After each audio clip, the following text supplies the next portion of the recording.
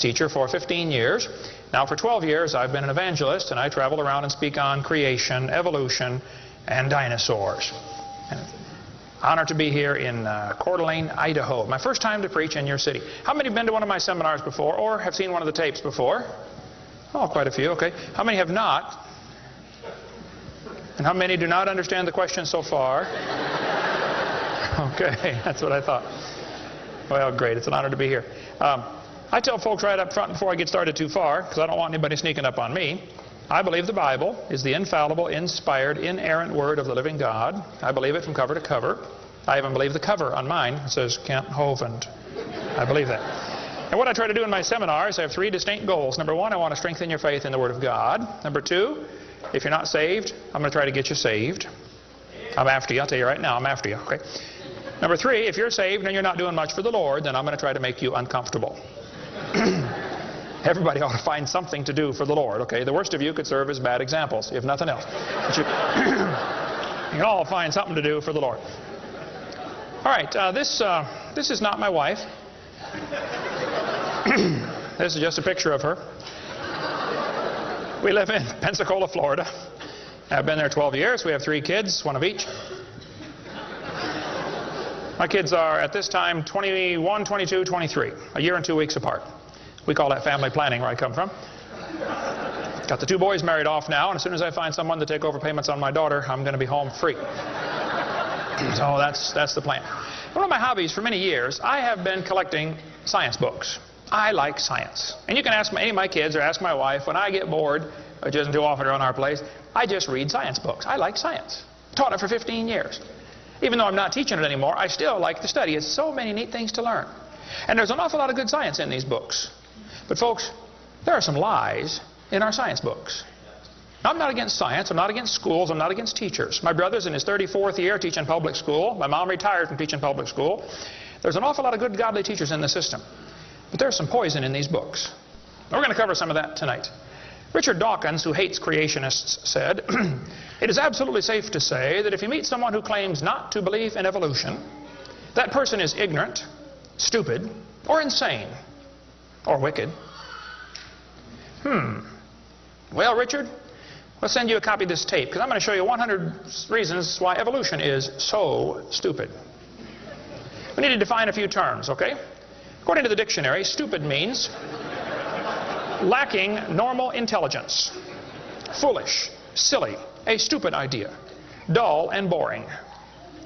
I think evolution is stupid.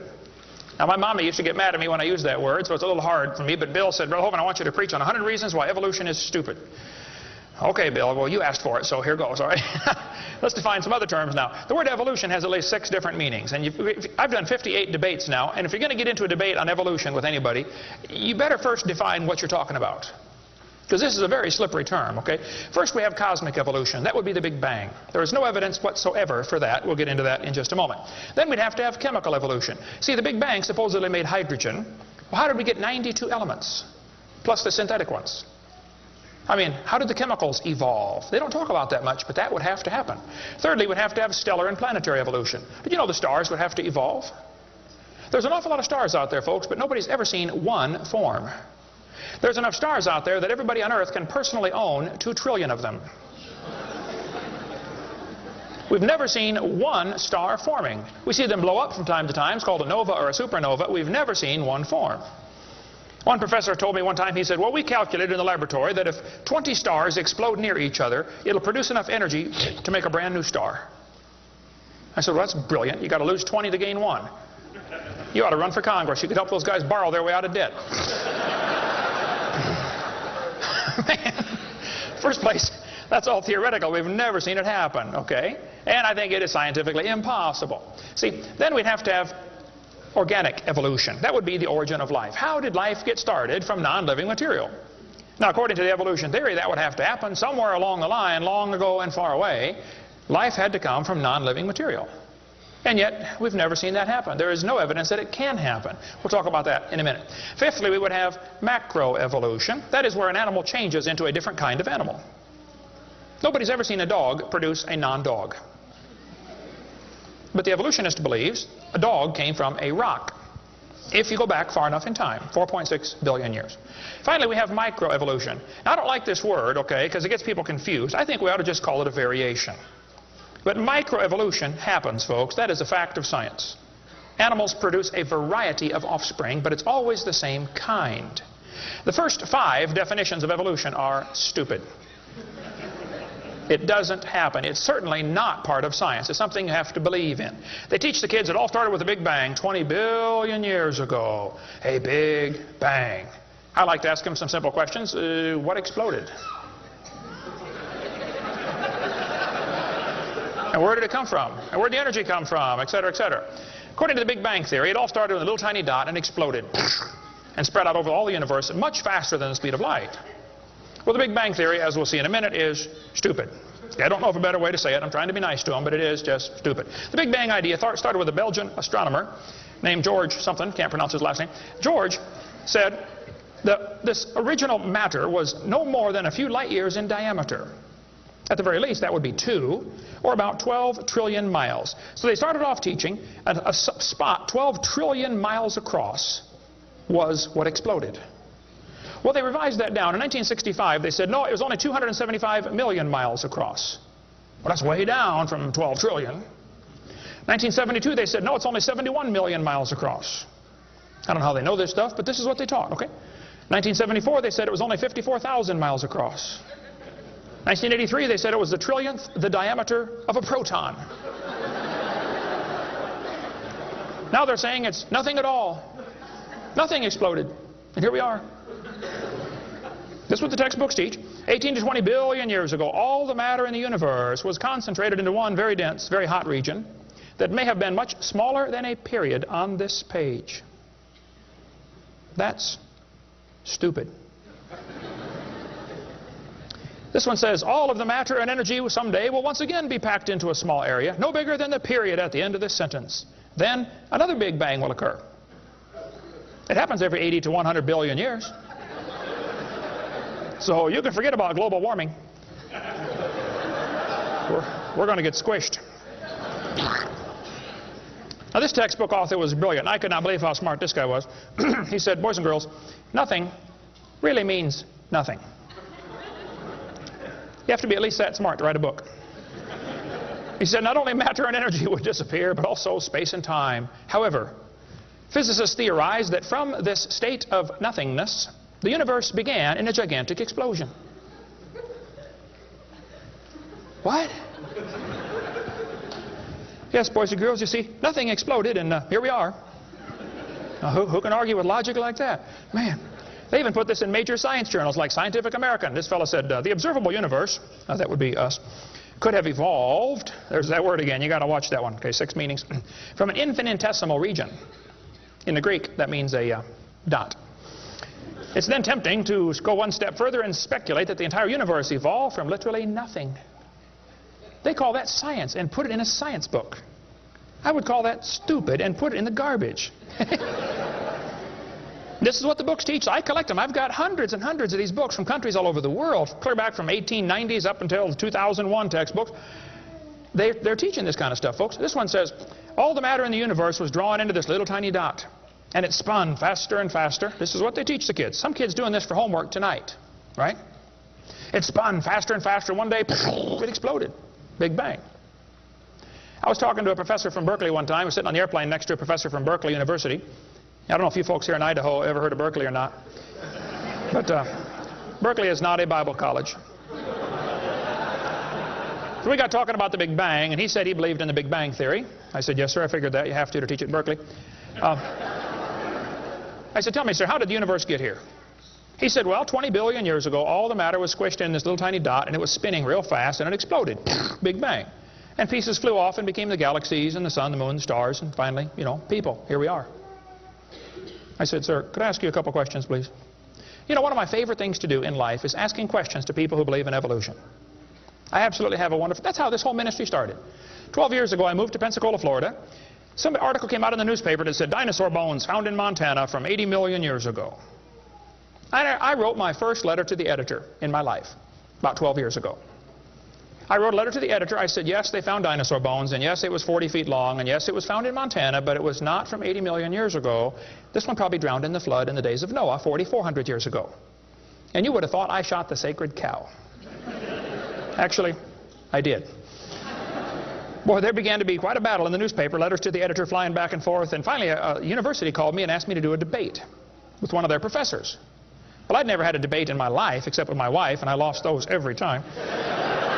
So I was not excited about debating, but I said, well, how do you do it? What do you want?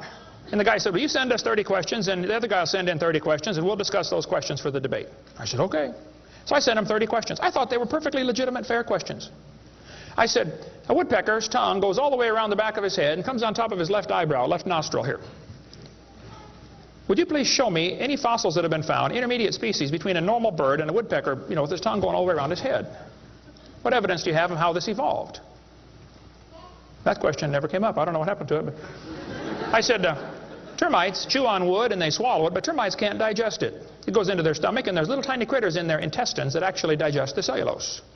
Now, those little critters can't live without the termite, and those termites can't live without those critters. Which one evolved first? I thought it was a fair question, but it never came up. I don't know what happened. I think they lost my list. But anyway, one of my favorite things to do is asking questions to people who believe in evolution. So I asked this professor if I could ask him some questions about the Big Bang. He said, sure, what would you like to know? I said, well, sir, you told me 20 billion years ago all the matter in the universe was squished in this little tiny dot. And it was spinning faster and faster and exploded. I said, where did all this matter come from? He said, well, we don't know that for sure. I said, okay, now, sir, hold it. If I told you that I believe about 6,000 years ago God created the heaven and the earth like the Bible teaches, you're going to say, and where did God come from? And I don't know. But you said 20 billion years ago there was a Big Bang, and you don't know where the dirt came from. So basically, I believe in the beginning God, and you believe in the beginning dirt. Don't tell me my theory is religious and yours is science. Oh, no, sir, they're both religious. The news media tries to make it look like it is religion versus science. I did a debate in El Paso, Texas here recently, and the news media wrote an article. They said, religious and scientific leaders debate evolution. What is the unspoken message in that title? What are they trying to imply? Can you catch that? They're trying to imply that evolution is part of science, aren't they? No, evolution is a religion. Actually, both creation and evolution are inherently religious. These two timelines is the same information right here. I'll be referring to that throughout the seminar here. I cover this thing all the time. The Bible teaches about 6,000 years ago God made everything. 4,400 years ago there was a big flood that destroyed everything. 2,000 years ago Jesus came. Here we are today waiting for the Lord to come back in about 5 minutes. This is the Bible view of history. On this chart, 1 inch is 150 years. That's a long time. The 20 billion year chart on the bottom is a very different scale. But see, both views, creation and evolution, are inherently religious. You have to believe in creation or believe in evolution. The difference between the two, though, is very simple. The evolution religion is tax supported. That's the difference. By the way, if I was to make that bottom chart the same scale as the top chart, the bottom chart actually needs to be 2,100 miles long. That's from Pensacola to Portland, Oregon. I don't want to carry a chart that big, so I made a new scale for the other one, okay? If they want to believe it happened long ago and far away, they're welcome to believe that, but that's not science. Evolution is a religious worldview, and I think it is stupid. So I asked the professor, where did the matter come from? He said, I don't know. I said, well, sir, would you please tell me where the laws came from? The universe is run by laws, gravity, centrifugal force, inertia. Who gave the laws? He said, we don't know that either. I said, sir, could you tell me where the energy came from? You know, it takes energy to make a big bang. Who bought the gas to run this machine anyway? He said, we don't know that either. I said, sir, could I ask you another question? He said, sure. What else would you like to know? Else? What do you mean else? You haven't told me nothing yet. I said, does Berkeley have a merry-go-round? How many of you know what a merry-go-round is? You go round and round, round till you puke, okay? He said, no, we don't have a merry-go-round at Berkeley. I said, you ought to get one. You could learn some good science on a merry-go-round. If you put some fourth graders on a merry-go-round, are there any fourth graders in here tonight? Who's in fourth grade? All right, I like fourth graders. I spent the best 5 years of my life in the fourth grade. That's before they diagnosed ADD. Put some fourth graders on the merry-go-round, I like using fourth graders because they're tough and they're expendable.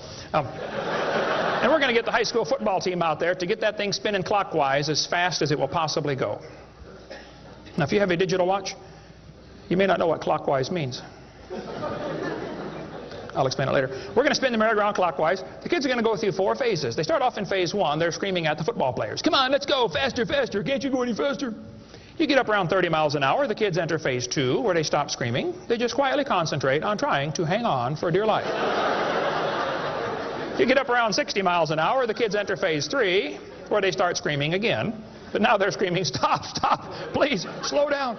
Don't stop, though. Keep going faster and faster. When you get to about 100 miles an hour, you should enter phase 4. That's where the kids begin to fly off the merry-go-round. Now, when this happens, you will notice a very interesting phenomena of physics. If the merry-go-round is going clockwise, when the kid flies off, the kid will be spinning clockwise until he encounters resistance, like a tree or telephone pole. That's because of a law in physics known as the conservation of angular momentum.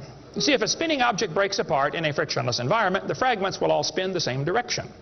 It's very simple. It's because the outside is moving faster than the inside. And so it keeps the same direction of spin. The professor said, yes, I understand about the conservation of angular momentum. I said, well, good. I'd like to ask you a question then, sir.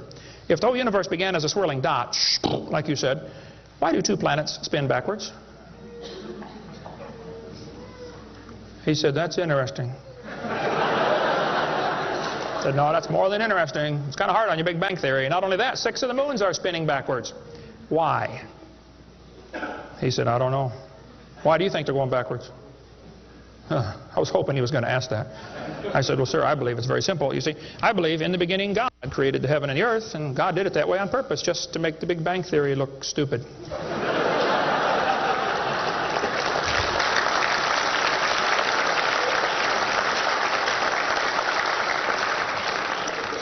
I do believe in the Big Bang, folks. I really do. The Bible teaches the Big Bang. 2 Peter 3:10.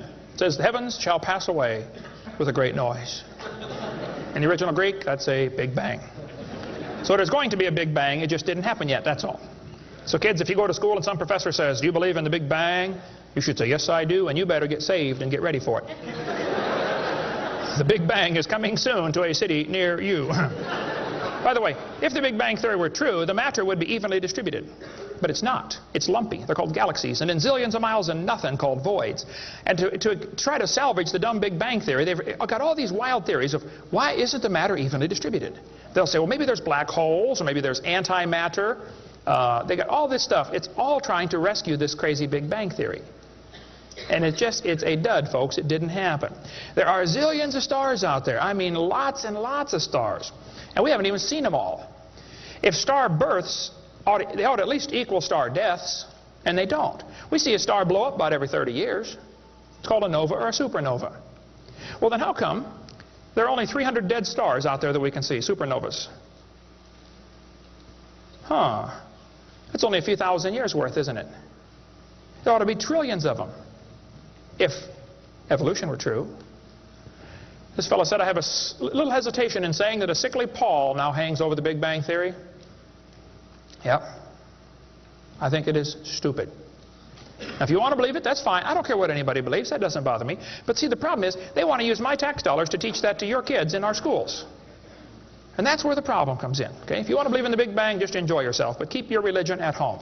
Okay? Because it is a religion.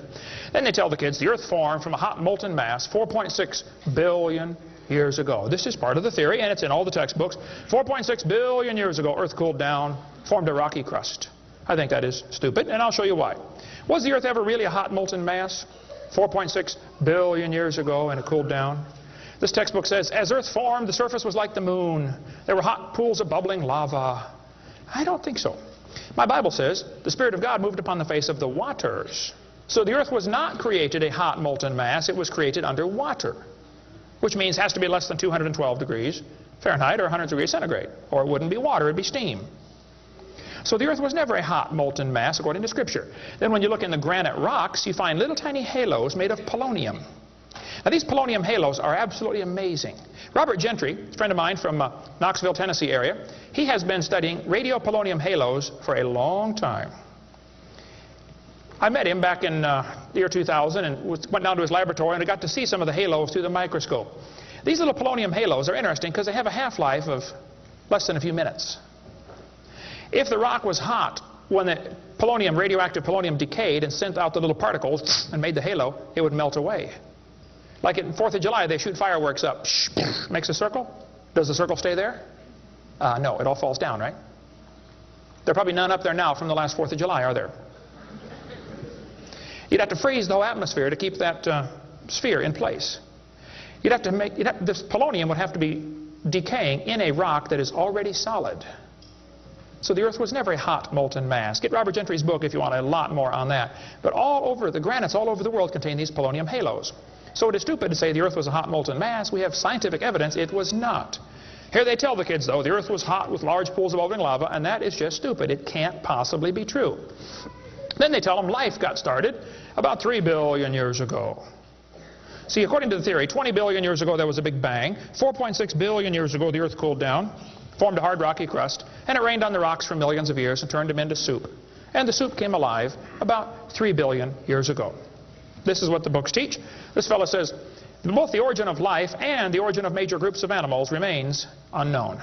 How did life get started anyway? Well, this textbook tells the kids, oceans formed as it rained on the rocks for millions of years. Yes, boys and girls, millions of years of torrential rains created great oceans. And swirling in the waters of the oceans is a bubbling broth of complex chemicals.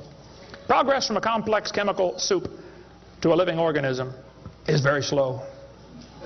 Well, I guess it is. It's totally stopped. Doesn't even happen. That's how slow it is. This one says the first self-replicating systems must have emerged in this organic soup. Was your great-great-great-great-great-great-great-great-great-great-great-grandpa soup? I think that's stupid, okay? Now, if they want to believe it, that's fine. I don't care what they believe, but don't call it science. What happened back in the 1950s, a guy named Miller and Urey wanted to know how the Earth and solar system had come to be. So they tell the kids he took a mixture of Earth's primitive atmosphere. We'll talk about that in a minute. He never proved how life originated, but he did add evidence to the theory that life could have started by itself. Oh, is that true? Now, did he really do that? Well, let's just study the facts here. This textbook tells the kids many important events occurred during the Archean era, the most important of which was the evolution of life. Progress from complex molecules to even simplest living organism was a very long process. Long ago and far away. Fairy tale kids coming up. First living cells emerged 4 billion to 3.8 billion years ago. I like that word, emerged. They use it all the time. Like that explains how it happened, you know. It just emerged. There is no record of the event, they tell the kids. Look, kid, we know what happened and you're going to be tested on this, but there's no proof. Oh, okay. It's not science. First living self-replicating systems must have emerged in this soup. I don't think so. Here's what students are taught in school. This picture of the different glass tubes and flasks and pipes going around, they tell them this is how they made life in the laboratory. He said he studied the chemical reactions of gases that existed in Earth's primitive atmosphere. Ooh, now this is important, okay? Notice up in the upper right-hand corner, he had methane, ammonia, water vapor, and hydrogen, no oxygen. He circulated these gases through these tubes through a spark, supposed to represent lightning. And sure enough, it produced a red goo at the bottom of the flask and had some amino acids in it. They didn't come close to getting life, though. Miller excluded oxygen in a reducing atmosphere because life could not evolve with oxygen. Anything that got together would oxidize. Cut a banana open, lay it on the table, it'll turn brown, it'll oxidize. Okay, so will an apple, so will anything alive. It'll oxidize. So that's why he didn't have any oxygen in the experiment. One of his gases was ammonia. Well, this creates a real serious problem because ammonia is destroyed by UV light. And UV light must be blocked by ozone, which is made from oxygen. I got a problem here. This textbook says several billion years ago, Earth's atmosphere had no free oxygen. Well, that's just simply not true. Ozone is made from oxygen and it blocks UV light, and ammonia, one of the gases needed for the experiment, is destroyed by UV light. So life cannot evolve without oxygen. But also life cannot evolve with oxygen. Well, I got a solution for that one. It didn't evolve. And by the way, the Earth has always had oxygen, even more than it does today, okay? Air bubbles are often found trapped in amber, like the movie Jurassic Park, you know, where they drilled in and got the mosquito blood. These air bubbles, though, have 50% more oxygen than we do right now. We cover more on that on my video series, videotape number 2, about what the pre-flood world was like and why they lived to be 900 on the blue series of tapes out there on the table. But this textbook says the mixture at the bottom of the flask was rich in amino acids. Oh, come on. That is stupid. It was not rich in amino acids. Let's tell the kids what they really found, okay? He filtered out the product. As this gas went through the tubes, he sparked it, produced this goo at the bottom, and he drew the goo off because if it went through again, it would be destroyed by the spark. Now, in real life, you're not going to get a section of the ocean protected. They say this just happened by chance in the ocean. You can't filter out the product then. Secondly, what he made was 85% tar, 13% carboxylic acid, 2% amino acids. So 98% of his mixture was poisonous to life. I would not call that a success. And there are 20 different amino acids, sort of like 26 letters in the alphabet. There are 20 amino acids. Those amino acids go together to make proteins, like letters go together to make sentences. Mostly he made just 2 of these amino acids. And they bond with the tar and the acid very quickly, more readily than with each other. It was a failure as an experiment. Amino acids are like letters of the alphabet, sort of like building blocks. You have to have a bunch of amino acids to make a protein. Then you have to have a bunch of proteins to make a cell. And you got to have a bunch of cells to make an organism. And one cell is more complex than a space shuttle. And all he got was a couple of the amino acids. That's like me dropping toothpicks, and I happen to make a few letters of the alphabet. That's possible, isn't it? Toothpicks could fall in the shape of a T, or an H, or an I, or an E. That's possible. But if I'm able to drop toothpicks and produce a few letters of the alphabet, should I therefore conclude that nobody wrote Webster's dictionary? The difference between making a letter with toothpicks and making Webster's dictionary is about like making an amino acid and making a living cell. He didn't come close to making life. He made the equivalent of a few letters, and he actually needed to make huge books. And half of his letters were backwards, left-handed. This creates a real problem since the simplest proteins, the smallest proteins, have 70 to 100 amino acids, all of them left-handed. This really compounds his problem. RNA and DNA are all right-handed molecules. And they are unbelievably complex. And hundreds of these amino acids must combine to make a protein. And this has to be in a precise order. And they unbond in water much faster than they bond. And last time I checked, the oceans are completely full of water. So Brownian motion is going to drive them away from each other, not together. It just isn't going to work. He did not make life in the laboratory. But they tell the kids, he showed how life could have started by itself. Oh, that is just a stupid, okay? That's a lie. He did not show anything of the kind. And every experiment since then has made the problem worse. They're finding more and more things that just couldn't happen. Don't call that science. But they tell the kids, you know, 3 billion years ago, life appeared on Earth. Asked me to speak at this college in Boston one time. This preacher called all the colleges and universities around Boston and said, would you like to have Kent Hovind come speak at your college? Finally, one professor said, yes, he can come speak at our school if our professors can ask him any questions they want, because we want to show our students how dumb these creationists really are. So the preacher called me and said, Brother Hovind, would you like to speak at this college and let them make fun of you for a couple hours? I said I would be honored. So I showed up. There were 6 professors and all their students. You know, I felt like Daniel in the lion's den. I got my charts out and I said, now folks, I believe the Bible.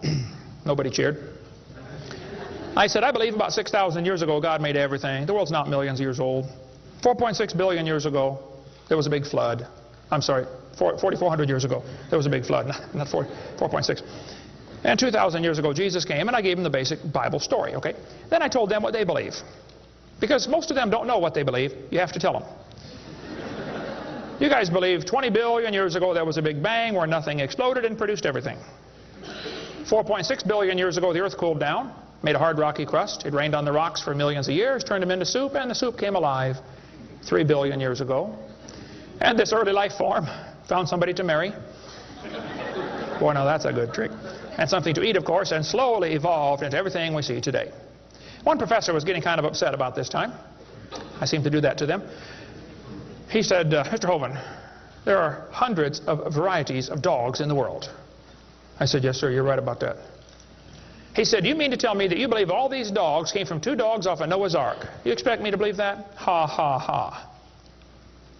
I said, "Sir, would you look at what you're teaching your students? You're teaching your students that all the dogs in the world came from a rock."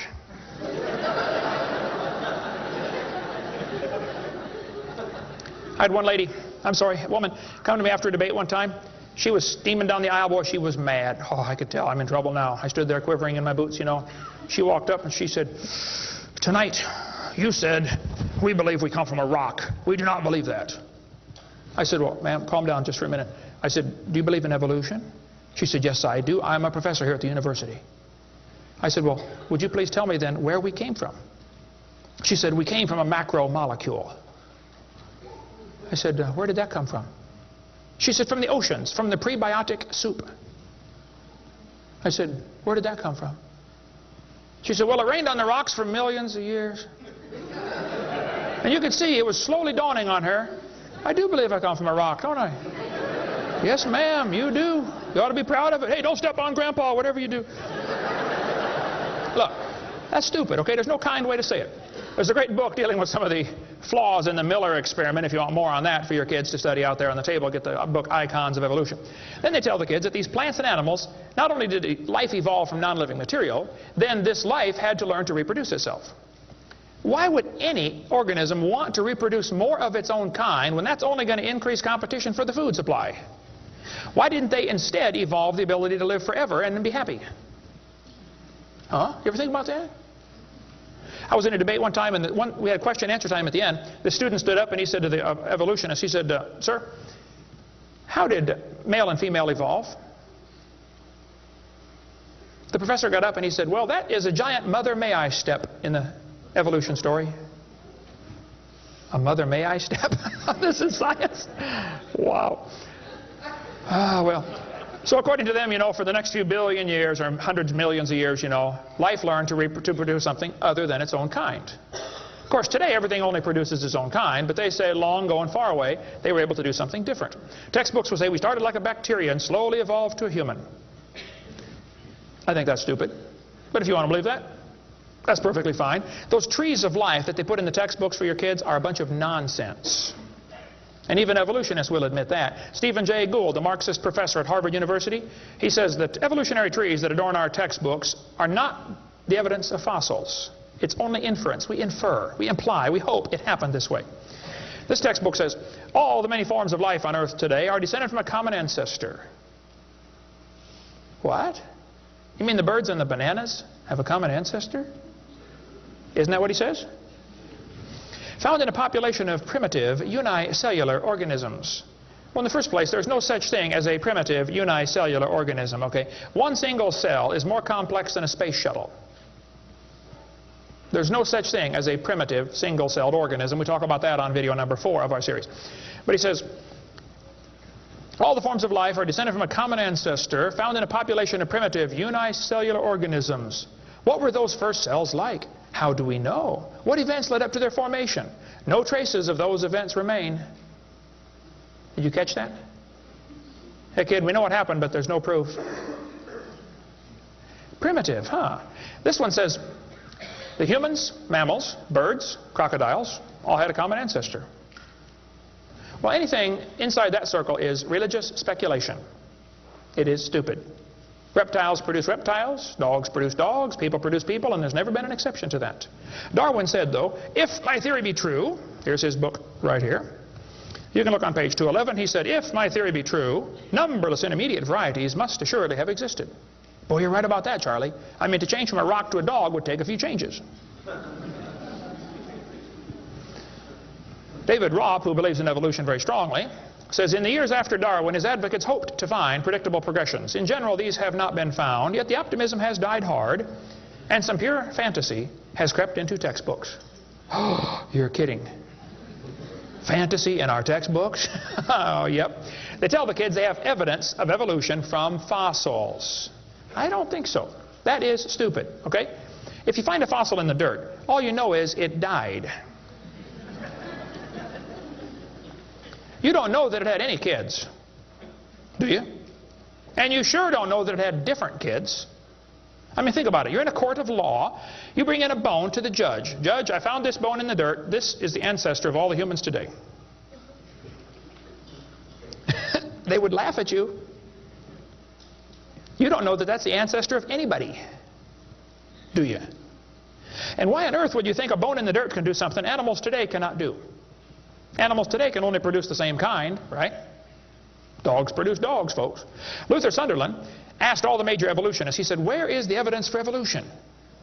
They all said, well, somebody else has it. We don't have it over here. So he wrote a letter to Colin Patterson. He's the director of the British Museum of Natural History. They've got the largest fossil collection in the world. He said, Mr. Patterson, I read your book on evolution. I noticed you didn't show us the missing links. Why didn't you show us the missing links? Patterson wrote back and said, I fully agree with your comments on the lack of evolutionary transitions in my book. If I knew of any, fossil or living, I would certainly have included them. I will lay it on the line, there is not one such fossil. There are no missing links, folks. The whole chain is missing. Even Stephen Gould admitted the absence of fossil evidence for intermediary stages is a persistent and nagging problem for evolution. We got the theory, we know it's true, now we just need the evidence. That's the way they think about it. Richard Goldschmidt said, maybe the first bird hatched from a reptile egg. Well, Richard, I'm sorry. I don't mean to be disrespectful, but that's stupid. See, what's happened, these guys have looked for missing links in the fossil record. They can't find any, and so they say, well, maybe evolution happened so fast it wasn't preserved. Maybe a reptile laid an egg and a bird hatched out. Well, who did that bird marry?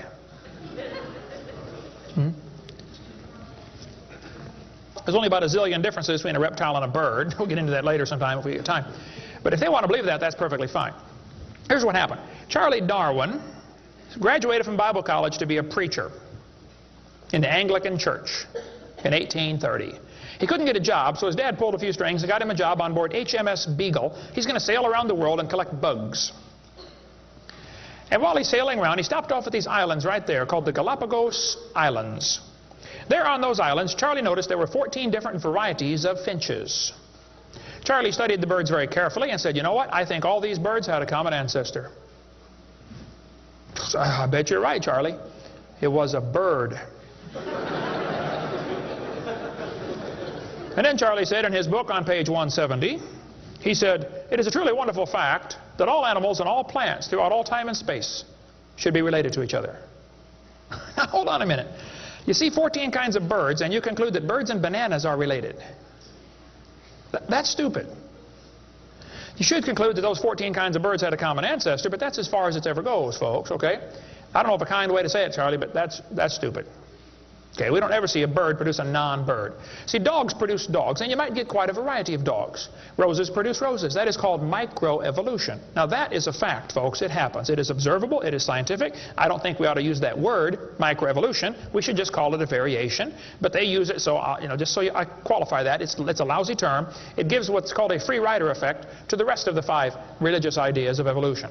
You might get a big dog or a little dog, but you're always going to get a dog when you crossbreed your dogs. And I would go so far as to say probably the dog, the wolf, and the coyote had a common ancestor.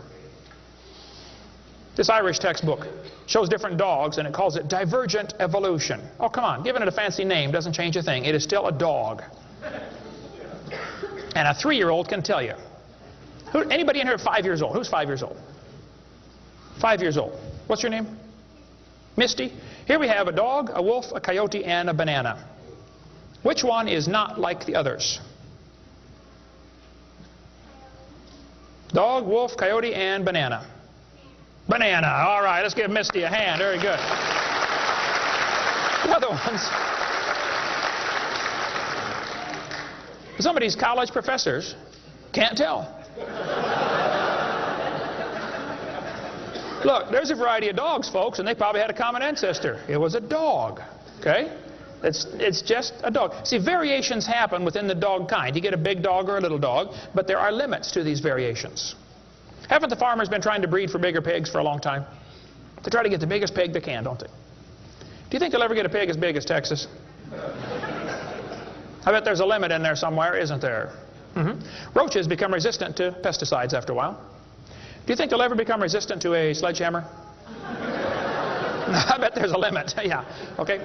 They still produce the same kind of plant or animal. That's not evolution. That's just a variation of the same kind, okay? And the information for that variety was already present in the gene pool. No new information is ever added. The dogs or the pigs don't learn to fly or become pink. Okay, there's no new information added, just scrambled information. And the gene pool of the new variety is now more limited than before. Somebody spent years crossbreeding dogs to develop a Chihuahua. All that work to make a dog that is 100% useless.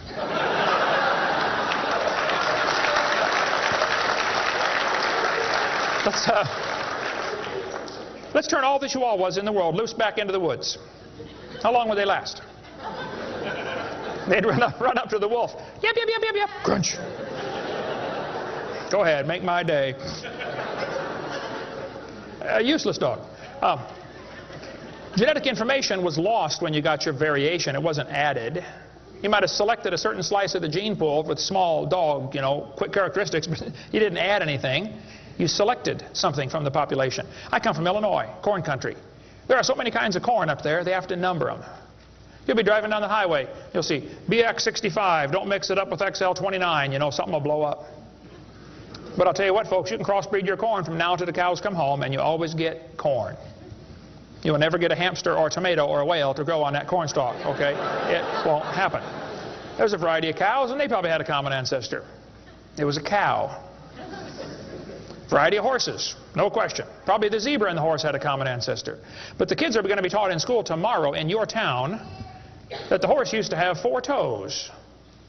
Well, there's some things they don't tell the kids about this Eohippus to Equus series, which has been proven wrong 50 years ago, but still is in your textbooks right here in this town. They don't tell them the original so-called horse is the size of a fox. It was a meat eater and had 18 pairs of ribs. The next one had 15 pairs of ribs. A couple of trips through the buzzsaw did that. And then it miraculously grew back 19 pairs of ribs as it evolved, and then back to 18. They also don't tell them the whole thing's been proven wrong a long time ago. Like this guy says in the biology textbook, other examples like the gradual evolution of the horse have not held up under close examination. That's a polite way of saying it's proven wrong, okay? This G.G. Simpson back in 1950 said the example of the horse family has been unintentionally falsified. They knew 50 years ago this was false. Why did they keep that in your textbooks? This whole thing was made up by Othniel C. Marsh in 1874. He picked animals from all over the world and put them in order the way he thought it might have happened. They were never found in that order. Modern horses are found in the same layers as the so-called ancient Equus or Eohippus horse. They're found in the same layer. So it can't be the ancestor, that's for sure. The ancient horse is nothing but a Hyracotherium, which is still alive today. By the way, the ribs, the toes, the teeth are very different in these animals. In South America, the fossils go exactly backwards. Instead of 3-toed to 1-toed, it goes 1-toed to 3-toed in the fossil order. They won't talk about that much, but you check it out. That's a fact, folks. They're never found in the order presented in the textbooks. 3-toed and 1-toed gray side by side. Plenty of information about on the internet about that. Tulsa Zoo finally took out their display because so many folks complain, why do you have this horse evolution display in the zoo? It's been proven wrong 50 years ago. Take it out. And you folks ought to get together with your school board and say, look, on page whatever it is, 952 of our textbook, it says the horse evolved from a 4-toed ancestor. Let's cut this page out. If you had a page in your textbook teaching the kids the earth was flat, would it be okay to demand that that page be removed? You don't have to buy a whole new book. Just cut the page out. It won't cost the school anything. How many of you would volunteer to help cut the pages out and bring your own scissors? See? Won't cost them a dime. And you send me your book and I'll show you which pages need to be taken out. I've read hundreds of them. I can find them like that. Free of charge. I'll donate my time. Peabody Museum still has the horse evolution on display. As I stood, I've been there many times. It makes my blood boil every time I walk in that place. I'm standing there looking at this lie proven wrong 50 years ago while hundreds of kids come through in school groups. The kids are never told, well, this has been proven wrong, boys and girls. They asked the folks at the Tulsa Zoo before they took the display down, they said, why don't you take this display down? The zoo director said, we don't have the funding to remove it. I've got all the letters back and forth on that. Man, Folks, there's quite a variety of horses today, okay? There's big horses and little horses. I was in Baton Rouge, Louisiana a few months ago. Got to see where they raise the 30-inch tall horses. I mean, my dog's bigger than that. What do you do with a 30-inch horse? Look at it, I guess is about it. And they sell them for $10,000. Sucker born every minute, I guess. But one lady wrote me a letter and said, Mr. Hovind, we crossbreed zebras, ponies, horses, and mules. Not mules, the jackass, and we raise zonkies, zorses, zionis. They cross every which way. Well, that's probably because they're the original same kind. No problem there. You want to see all the fatal flaws in the horse evolution story, get the book out there, Icons of Evolution. So then they're going to tell the kids, well, we have evidence for this theory. We think that one animal changed to another, and we can show evidence because many animals have similar forelimb structure. This is called the argument from homology. Well, what do they tell the kids? They'll say, boys and girls, you have two bones in your wrist, radius and ulna. And boys and girls, look at the whale's flipper carefully. Did you know the whale has two bones in his flipper, and they're called the radius and the ulna? Same as ours. Wow. Who named them, teacher? The whale? Think about it. But this is one of the evidences for evolution. They're going to say, boys and girls, comparative anatomy provides further evidence of evolution. The commonalities suggest that these and other vertebrate animals are all related. They probably evolved from a common ancestor. Well, duh. That's stupid, okay? Maybe they all had the same designer. Doesn't prove a common ancestor. By the way, the bones develop from different genes in these different organisms. They are not homologous organisms like they want you to believe. Similar design might prove the same engineer made the design. A lot of bridges in the world are kind of similar to each other. You can go compare, different suspension bridges around the world, Golden Gate Bridge and other bridges, and there's a lot of similarities. That doesn't prove one is the father of the other, or that a tornado put them up. No, it's a design that works good, okay? I discovered that the Pontiac lug nuts from a Pontiac will fit on a Chevy. They will. That proves they both evolved from a Honda 14 million years ago. No, the same engineers are designing these cars. Then they tell the kids about the geologic column. How many have ever heard that the different layers of the earth are different ages? They show the kids Grand Canyon. Yes, boys and girls, this one says, over millions of years, the Colorado River has carved the Grand Canyon from solid rock. I'm sorry, but that is stupid, okay? I'll explain why. Kids, you need to learn this. This is a very simple thing to learn, and you'll go through life much further than many of these professors go.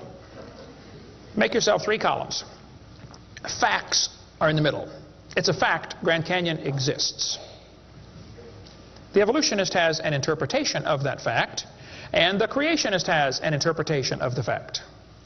That's not part of the fact, it's an interpretation of the fact. The evolutionist says the canyon formed slowly by a little bit of water and lots of time. The creationist says, oh no, we think it formed quickly by lots of water and a little bit of time.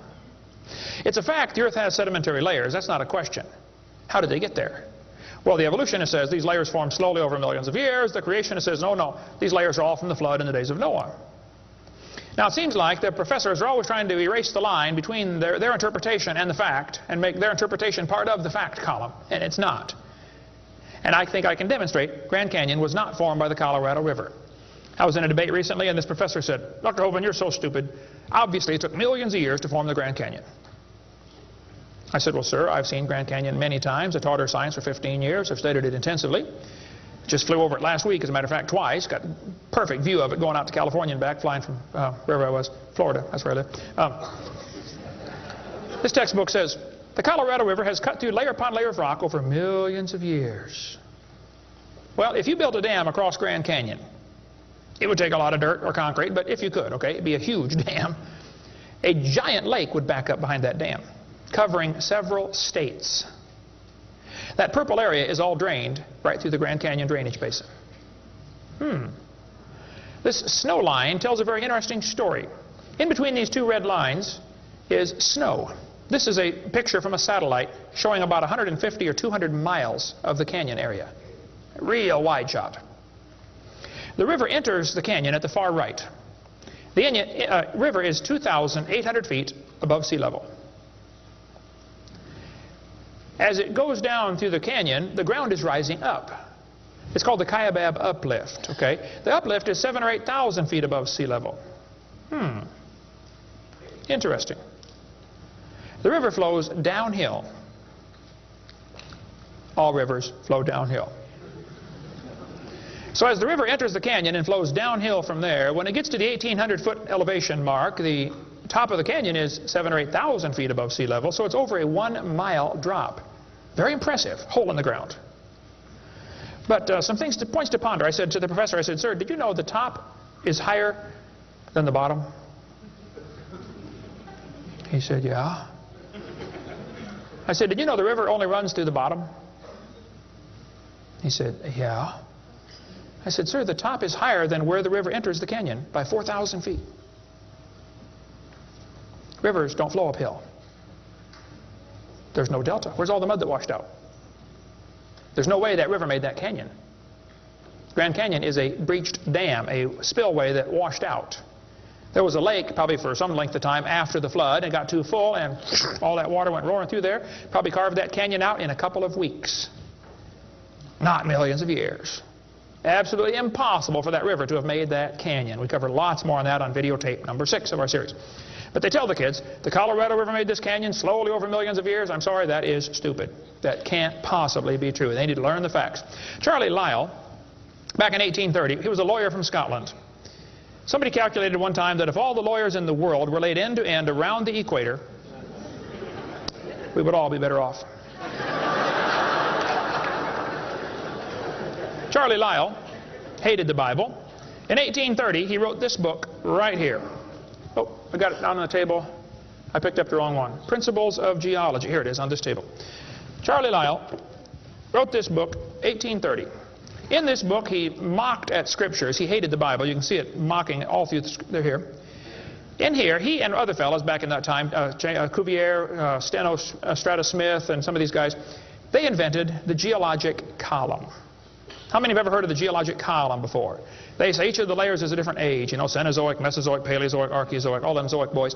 And they gave each layer of rock a name, like maybe you saw the movie Jurassic Park, and an age, and an index fossil. This was done in 1830, way before there ever was a carbon dating or potassium argon dating or lead-208, lead-206, uranium-235, uranium-238. Didn't exist, folks.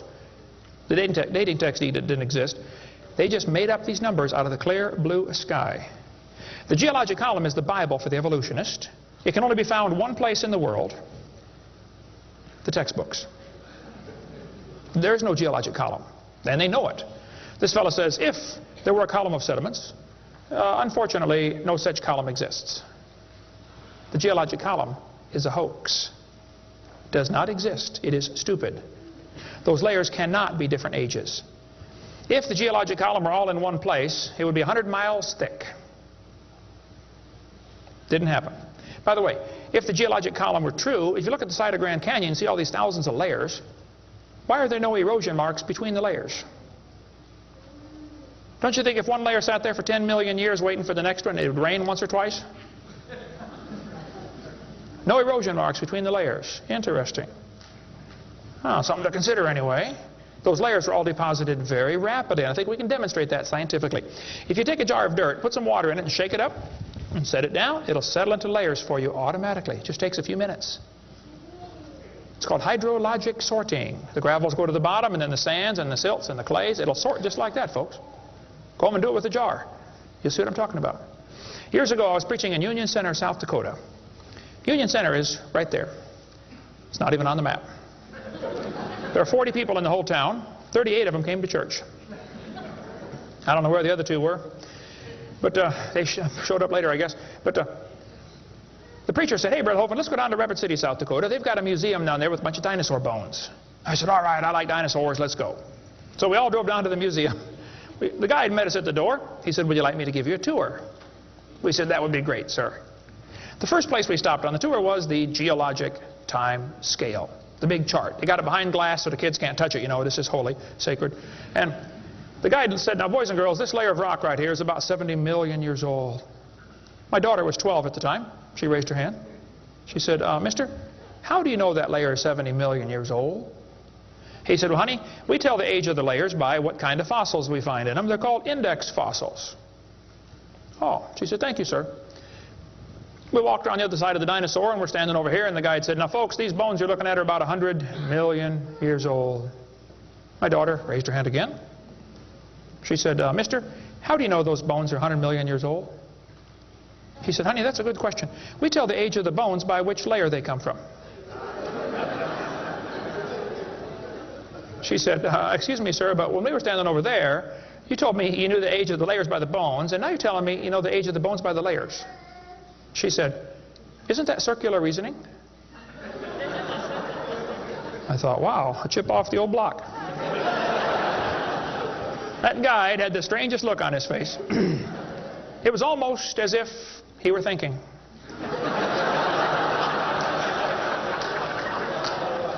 He looked at my daughter.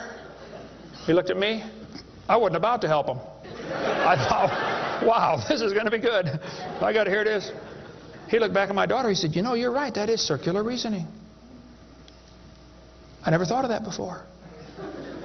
Folks, geologic column is a joke. It doesn't exist. It's all based on circular reasoning. We can demonstrate that clearly. Get our video number 4 if you want more information on how it's all based on circular reasoning. I'll just give you a couple of quotes here. This guy says, the rocks do date the fossils, but the fossils date the rocks more accurately.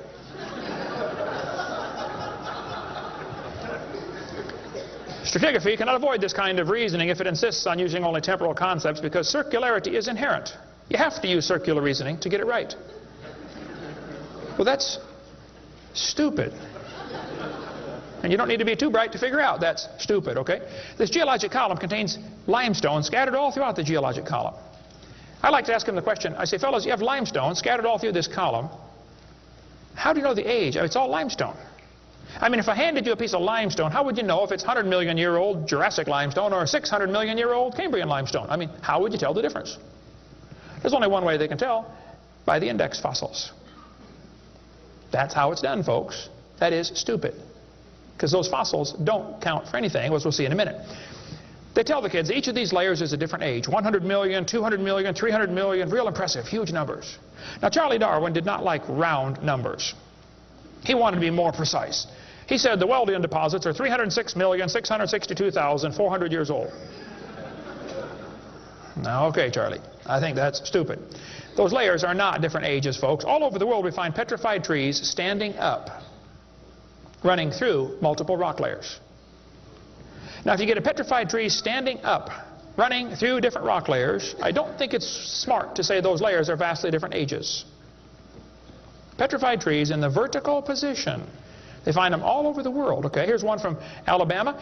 Come out of a seam of coal, through 20 feet of rock, into another seam of coal. They found about 3 dozen of them, I think, in that one little coal mine, one little area, while they're digging the coal out. Petrified trees standing up. Cookeville, Tennessee, they found a bunch of them. This one's 30 feet tall, standing up. Joggins, Nova Scotia is famous for their petrified trees standing up in the vertical position. All over the area there, folks. Those trees did not get slowly covered by the sediments over millions of years. They would rot and fall down. Sometimes the petrified trees are upside down, running through many rock layers. Scientists estimate at the bottom of Spirit Lake in Mount St. Helens there are now 20,000 trees that were blown out by the volcano. Thousands of them are standing up in the bottom of the lake, already buried 15 feet deep in mud. None of them grew there. Those trees are going to petrify. Only takes a few years to petrify a piece of wood. In the laboratory, it can be done in 24 hours.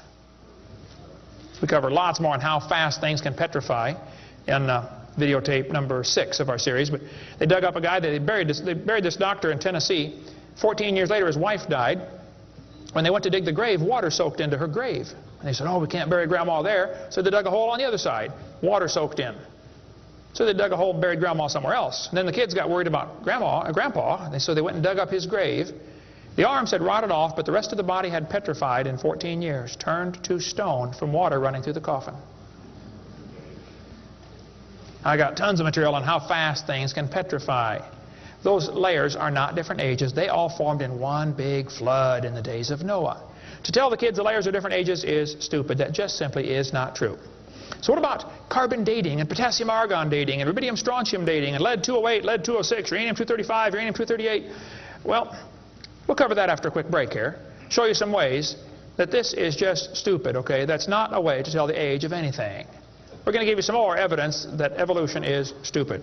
Now, if you want to believe in it, that's perfectly fine. I don't care what you believe in. But the devil is laughing at you for believing in that. He has you fooled, and he is laughing at you, okay? If you want to believe you came from a rock, well, you just enjoy yourself. But that's not science. God made this world. God loves you. God has a plan for your life. And if you don't want it, well, that's your business. But God loves you, and He wants you to come to heaven. And if you'd like to find out how to go to heaven, come see me. I'll be glad to show you. I'm going. It's not because I'm good. If I get what I deserve, I'm in serious trouble. But I've been forgiven by the blood of Jesus Christ. You can have the same thing. After the break, we'll show you some more things that make evolution stupid. Coming up next. Thank you.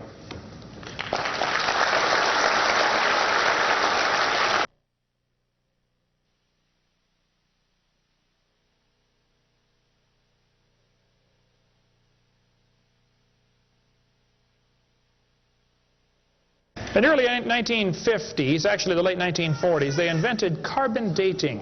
We're going to explain a little bit about radiometric dating and how it's supposed to work, and then show you that it does not work, okay? The Earth's atmosphere is about 100 miles thick, and we're also protected by a magnetic field. Radiation from the sun and from the stars, mostly from the sun, goes right through that magnetic field, some of it does, and hits the atmosphere and produces carbon-14. Carbon-14 is radioactive. Normally, carbon is atomic number 6, which gives it atomic weight of 12. But this nitrogen, which is right next door to carbon, gets struck by radiation and it turns it into carbon-14. Now, carbon-14 is unstable. It is radioactive. It's always breaking apart. And you can hear it like with a Geiger counter, you know, click, click, click, click, just like uranium, because it's decaying. They've discovered it decays at a fairly consistent rate. About half of it will decay every 5,730 years. Which means if I gave you a pile of carbon-14, 5,730 years later, half of it would turn back to nitrogen. The rest would still be carbon-14. Theoretically, it's a random event, but it could, that's probably how long it would take. During photosynthesis, plants are breathing in carbon dioxide, and this radioactive carbon is mixed in with the regular carbon. The plant doesn't seem to know or care if it's getting radioactive carbon or regular carbon. It just takes it right in. Animals eat the plants and make it part of their body. Probably during your lifetime, you have either eaten plants or you've eaten animals that have eaten plants. How many have done that before? Okay. So, you probably have radioactive carbon-14 in you. Now, theoretically, what you have in you should match whatever's in the atmosphere, about the same percentage. Because the plants are always breathing this stuff in, and the animals are always eating the plants, and we're always eating the plants and the animals, so it should pretty much stay in balance. It is assumed the ratio of radioactive carbon-14 to normal C12 in the atmosphere would be the same found in living plants and animals. That is an assumption, but it's a reasonable assumption. The atmosphere today is 0.0000765%. Not much. That's how much carbon-14 it has in it. When the plant or animal dies, it stops eating or breathing. How many knew that already? Okay. So whatever it had in it begins to decay. Since half of it will leave in 5,730 years, all you got to do is check to see how much C14 is in it, how much C14 is in the atmosphere, and if it's only got half as much, it's been dead for 5,730 years. Sounds great, but it doesn't work. In theory, it never goes to 0, but it goes from a half to a fourth to an eighth to a 16th to a 32nd to not much, okay? After 4 or 5 half-lives, you can't measure it. So if anybody ever tells you, we know the Earth is millions of years old because of carbon dating, you can rest assured they don't have a clue what they're talking about. Because if it worked, it would only work for 30 or 40 or 50,000 years maximum. They compare the amount of C14 in the object being dated with the amount currently in the atmosphere and estimate how long the object has been dead. It sounds good, but there are some assumptions that mess everything up. Okay? Assumption number 1, has the amount of C14 in the atmosphere always been the same? Has it reached equilibrium? This is an interesting problem. If I told you to fill a barrel with water, but I drilled holes on the other side of the barrel, while you're filling it, it's leaking out. At some point, it's going to be leaking at the same speed you're filling, and that point is called equilibrium. You will never fill the barrel past that point unless you plug the holes or fill faster. See, it's filling and leaking at the same time, sort of like your checkbook. You put it in and it leaks out, okay? Hopefully you want to at least be at equilibrium, okay? If less than that, you're going to be in trouble eventually. See, if your outgo exceeds your income, your upkeep will be your downfall every time. Well, they say if you took a brand new planet Earth and stuck it out in the solar system, the sun would start producing carbon-14. It would start decaying also right away, and it would take about 30,000 years to reach this equilibrium point. Well, Willard Libby and others who invented carbon-14, University of Chicago in 1947 to 53, he got a Nobel Prize for it in there somewhere. He said, well, it would take 30,000 years to reach equilibrium. He said, well, we know the Earth is millions of years old. Mistake number one. So we can ignore the equilibrium problem. Mistake number two. The Earth's atmosphere has still not reached equilibrium. There's more C14 now than there was 10 years ago, which proves the Earth is less than 30,000 years old, which I could have told them just from reading my Bible. See, if an animal is still alive, be it plant or animal, okay, it should have about 16 clicks per minute on your Geiger counter per gram if it's 0 years old. Actually, 0 years dead. If it's getting only 8 clicks per minute, then it's 5,730 years old. If it's giving you 4 clicks per minute, it's gone through 2 half-lives. It's 11,000 years old. If it's 2 clicks per minute, it's 17,000 years old. This is how they date it. So if you're getting 2.5 clicks per minute, you just find the point on your graph and draw the line over and determine the age. Sounds real simple, but it doesn't work. If we had walked into a room and found a candle burning on the table, and I asked you the question, when was it lit? You say, I don't know, Mr. Hovind, it's burning when I got here. Okay, well then let's do some empirical science. Empirical science is things we can test and measure and observe and test. Not theoretical, I mean empirical. We can measure it and weigh it. Let's measure the height of the candle. Suppose the candle is 7 inches tall. Who can tell me when it was lit? Okay, nobody. Let's do some more empirical science. Let's measure the rate of burn. Suppose we determine it's burning 1 inch an hour. When was it lit?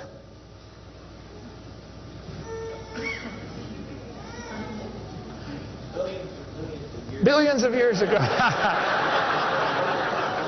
You're going to have a hard time telling me unless you're willing to make some assumptions. How tall was it when it started? Oh, we don't have any idea. Has it always burned at the same rate? Oh, we don't know that either, do we? You find a fossil in the dirt, you can measure how much C14 is in it. Very accurately, by the way. And you can measure how fast it's decaying. That's just like measuring the height of your candle and how fast it's burning. Now, when did that animal die? You don't have a clue. Unless you're willing to assume that the C14 when it was alive is the same as we have today, and assume the rate of decay has always been the same down through history. You can't prove either of those. Living mollusk shells were carbon dated at 2,300 years old. Hello, they're still alive. Freshly killed seal carbon dated 1,300 years old. Shells from living snails carbon dated 27,000 years old. That's stupid. He's still alive, okay? I know snails are slow, but 27,000 years, he'd be dead, okay? One part of a mammoth is 29,000 years old, another part's 44,000. One part of Dima was 40,000 years old, another part was 26,000, and the wood next to it is 9,000. The lower leg of a mammoth is 15,000 years old, the skin is 21,000. 2 mammoths found side by side in Alaska, one is 16,000, one's 22,000. Which number is right? Living penguins carbon dated 8,000 years old. 11 human skeletons, the earliest known human remains in the Western Hemisphere, were dated by accelerator mass spectrometer. All 11 dated about 5,000 radiocarbon years. Lava from a 1801 Hawaiian lava flow was 1.6 million years old. Well, hello is not even 200. Another volcano erupted in Hawaii in 1959. When they dated the lava, it was 8.5 million years old. At least potassium argon dating for that, not carbon. Mount Etna in Sicily, I climbed Mount Etna when I was over there some time ago, erupted in 1972, 350,000 years old. Mount St. Helens built a new lava dome in 1982. They dated it, got numbers from 350,000 to 2.8 million. It's not even 20 years old. Here's what you ought to consider about carbon dating. Samples of known age, it doesn't work. If it's a sample of unknown age, it is assumed to work. That's stupid. In the last 2 years, an absolute date has been obtained for the Gandong beds above the Trennell beds. It has the very interesting value of 300,000 years, plus or minus 300,000 years. Well, they nailed that one right on the head, didn't they? See, back in 1770, George Buffon said the Earth is 70,000 years old. 1905, the official age of the Earth was 2 billion. When they went to the moon, they said the Earth and the moon are 3.5 billion years old. 3.5 billion, dated with potassium-argon dating. Now they're telling the students it's 4.6 billion years old. Let's see, that means the Earth is getting older at the rate of 21 million years per year. That's 40 years per minute. Aging rapidly, folks. That's stupid, okay? All they do is add more time to make the theory look more reasonable. Long ago and far away. And when you prove it couldn't happen, they say, well, it was longer ago and farther away.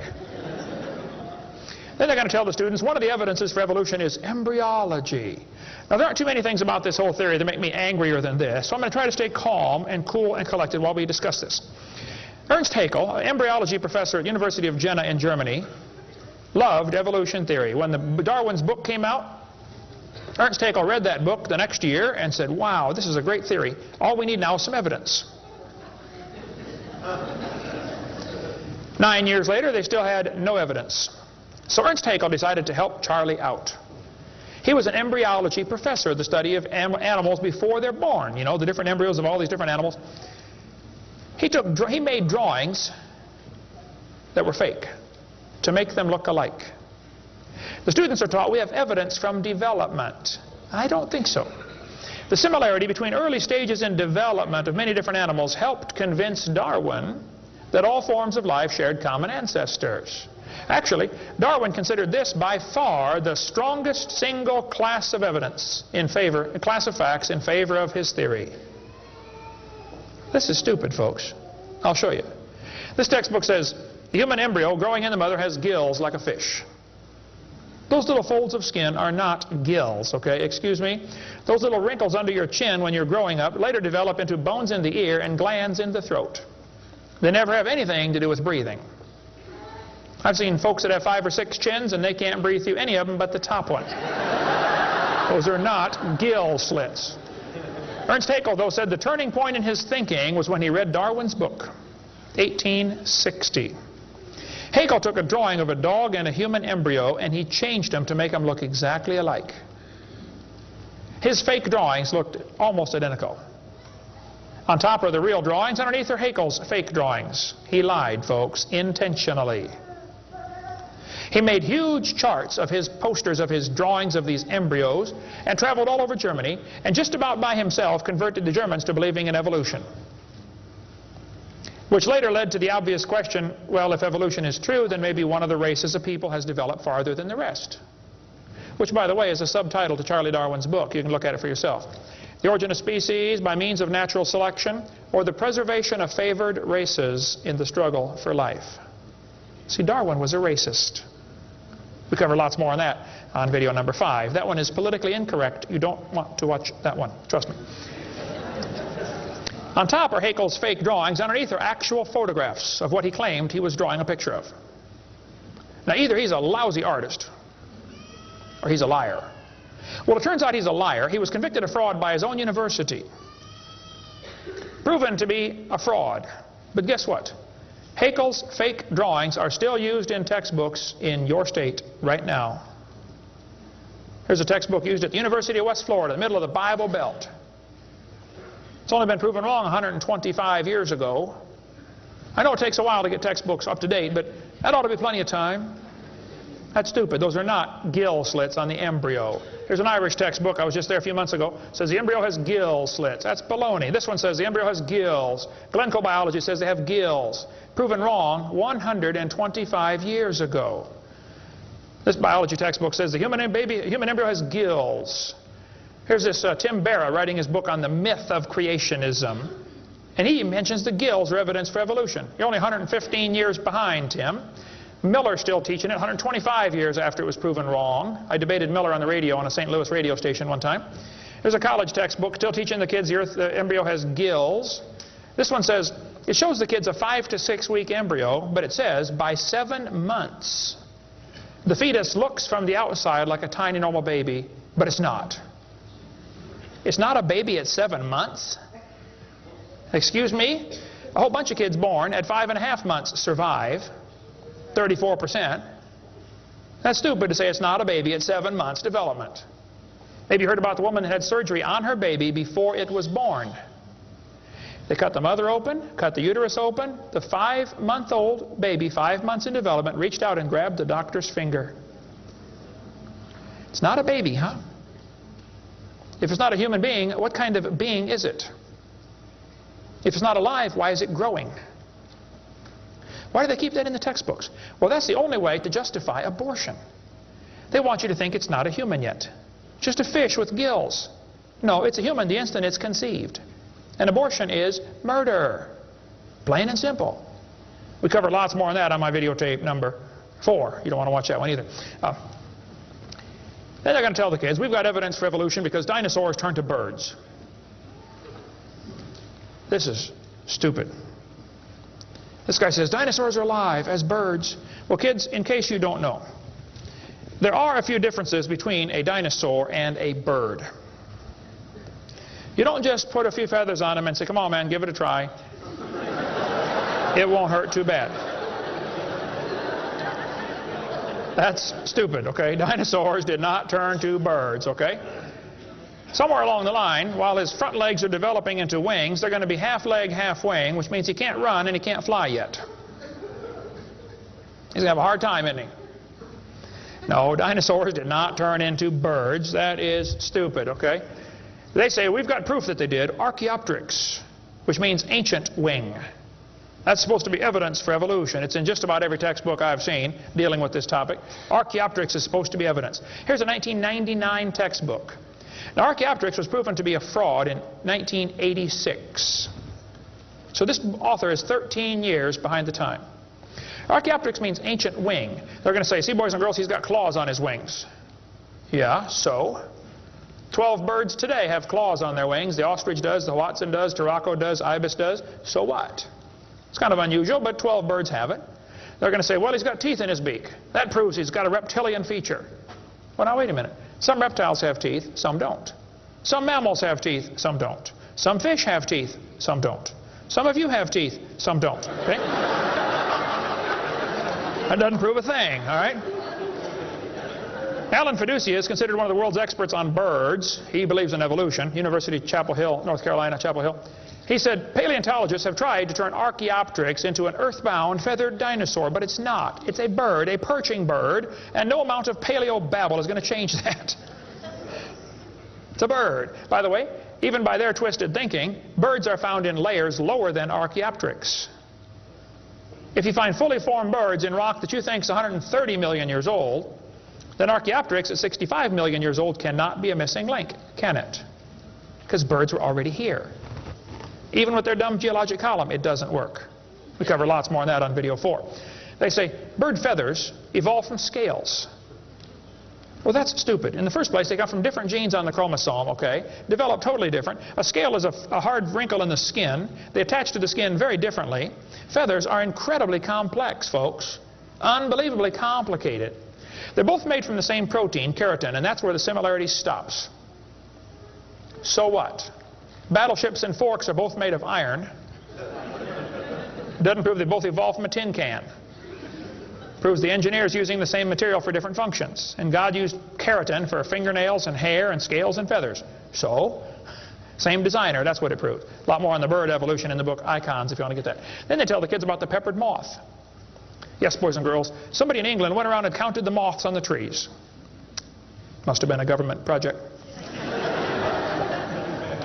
They discovered it's 95% light moths and 5% black. Well, so the story goes, they burned coal in the factories, the trees turned black, and the moths changed to black moths. Because when they counted them again, they said they found 95% black and 5% light. Actually, the whole story is a lie. It never happened. After 40 years of watching, they found 2 moths on the trees. 2 total out of 40 years. So they glued dead moths to the tree to take a picture for your kid's textbook. Then he wanted to get a picture of a bird eating a moth, so he put some moths in the refrigerator to calm them down so they got nearly frozen. Then he put them on the tree, and they couldn't even hang on to the tree, so he warmed them up on the hood of his car. Put them out there on the tree, and the moth is staggering around trying to warm up, you know, and a bird ate one. He got a picture. Wow, proof of evolution. It's a lie. Didn't happen. Even if it were true, dark moths and light moths were there at the beginning, and dark moths and light moths were there at the end. The ratio of population might have shifted, but the story wasn't true. So, doesn't prove anything. That's stupid. That's not evidence for evolution. They tell the kids, we've got vestigial structures. Now, a vestigial structure is something you don't need anymore. They'll say, boys and girls, you have an appendix that you don't need anymore. That's a vestigial structure. That's proof of evolution. Well, excuse me, you do need your appendix, okay? That is stupid. The appendix is part of your immune system. If your appendix is taken out, you can still live, okay? But it increases your susceptibility to quite a few diseases. You could live without both your legs and both your arms and both your eyes also. That doesn't prove you don't need them. Does it? There are no vestigial organs. And even if there were, that would be the opposite of evolution. That's losing, not gaining. This textbook says, boys and girls, whales, and many organisms here, like a whale, retain traces of their evolutionary history. For example, the whale retains pelvic and leg bones as useless vestiges. I'm sorry, that's not true. This one says, just imagine whales walking around. It's true. These little bones right there is what they're talking about. Just imagine him walking around. I can see it now, can't you? All you need is a good imagination and some LSD, and you'll be able to see that whale walking in real life. This textbook says, the whale's pelvis is evidence of its evolution from 4-legged land-dwelling mammals. Well, that is stupid, okay? Those bones in the whale's abdomen are essential to hold muscles that support the reproductive system. Without those bones and those special muscles, the whales cannot reproduce. This has nothing to do with walking on land. It has to do with getting more baby whales. So the author that wrote this is either ignorant of his whale anatomy and should not be writing a book about it, or he's a liar trying to push a theory off on our kids. Here, this one says, whales once lived on land. Whales were not always sea dwellers. Modern whales show skeletal evidence of previous existence on dry land. Buried deep in a whale's hip muscles are 2 small bones, all that is left of the whale's pelvis and hind legs. That's stupid. The male and female bones are very different on whales. Check your whale anatomy and tear that page out of your book. Has no business being in there. This textbook says, humans have a tailbone at the end of the spine that is of no apparent use. I was debating a guy in North Alabama. He was the president of the North Alabama Atheist Association or something like that. He got up and he said, folks, we've got evidence for evolution. Humans have a tailbone they no longer need. When it was my turn, I got up and I said, Mr. Patterson, I taught biology and anatomy. I happen to know there are 9 little muscles that attach to the tailbone, without which you cannot perform some very valuable functions. I will not tell you what they all are, but go read your Gray's Anatomy and you can figure it out. I said, however, Mr. Patterson, if you think the tailbone is vestigial, I, Kent Hovind, will pay right now to have yours removed. Bend over.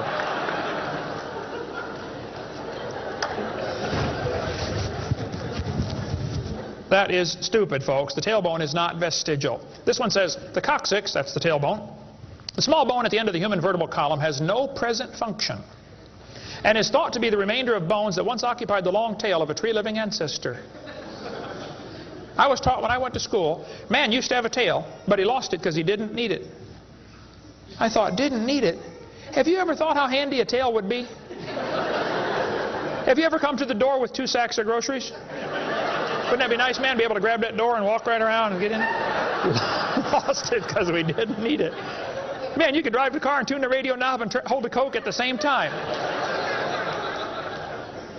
They're going to tell the kids that lobe-finned fish show evolution. Yes, boys and girls, during the Devonian period, 410 million years ago, there were fish with lobe fins. What that means is a short arm and then the fin grows. Well, that's stupid, okay? The lobe-finned fish are still alive. They're called the coelacanth. And when they found the first coelacanth in 1938, first people didn't believe it. They said it can't be true because they died millions of years ago. When they finally proved, yes, they're still here, all they said was, wow, they survived for millions of years. Never dawned on them to maybe question the whole theory. Never dawned on them. When Dr. Roy Mackal went to Africa and did expeditions on dinosaurs still alive in the African swamp, University of Chicago microbiology professor Dr. Roy Mackal wrote this book. He went over there twice, interviewed folks who've seen living dinosaurs. People who've never seen a white man. When he showed them the Apatosaurus, they said, yeah, that's Mokele Mbembe. He lives out in the river. He's not friendly. Don't get close. Dr. Mackal said, fellas, that's a dinosaur. They've been dead for 70 million years. The natives said, well, we're sorry. We didn't know about that. All we know is we see them out there once in a while. So Mackal gets back, writes this book, and says, folks, there are still some dinosaurs alive in Africa. Then he says, it's amazing. They survived for 70 million years. Never will cross his brain that maybe your basic theory is wrong. That thought will never enter his mind, I don't think. It ought to. Lobe-finned fish are still alive, folks. They tell them trilobites are good index fossils for rock that is 600 million years old. Well, that's stupid, okay? There's a human shoe print where a guy stepped on and squashed a trilobite. How could a human step on a trilobite? If they 500 million years ago. One guy said, maybe aliens visited the planet and stepped on a trilobite. Trilobite had the most sophisticated eye ever found in nature. It's one of the first animals to evolve, and it's already got the most complex eyeball. I don't think so. The whole thing about index fossils is stupid, okay? There aren't any index fossils. The graptolites are the index fossil for 410-million-year-old rock, and yet they're still alive right now in the South Pacific. They tell the kids the dinosaurs are index fossils for 70-million-year-old rock.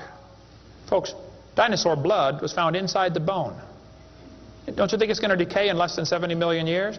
There's enormous evidence that man and dinosaurs have always lived together. We cover that for 2.5 hours on video number 3 of our Blue series of tapes. Gene Thomas, missionary friend of mine, was in the Congo swamp for 42 years as a missionary. He said, I had 2 pygmies in my church that killed and ate one. Yes, dinosaurs are still alive. California, 1925, this thing washed up on the beach called California's Nessie. Laid there on the beach and rotted away. Here's a guy behind it with a rifle. In the front you can see the critter's head, neck going off to the right. The neck was 20 feet long. One atheist wrote me a letter and said, Hovind, you're so stupid. Don't you know that was a whale? Show me any neck on a whale, would you please? No, I think dinosaurs have always lived with man. They were called dragons for most of history. People killed most of them. There could be a few still around. It wouldn't affect me at all, okay? I don't think there's a lot of them, but there could be a few still out there. They changed the name in 1841 to dinosaur. That's all that happened. And man exterminated most of them. They're mentioned in the Bible. We cover all that in video number 3. They're going to tell the kids, we've got evidence for evolution. It works by natural selection. Well, yeah, natural selection works, but see, evolution is based on 2 faulty assumptions. Number 1, they say mutations make something new. That's never been observed. And natural selection makes it survive. That's never been observed. That sounds good theoretically, but it's never been observed. Mutations happen, there's no question, okay? Thousands and thousands of mutations happen. But even guys like Pierre Gross will say, no matter how numerous they may be, mutations do not produce any kind of evolution. They're only scrambling existing information. They're not adding anything new. Here's a 5-legged bull. That's a mutant. There's no new information added.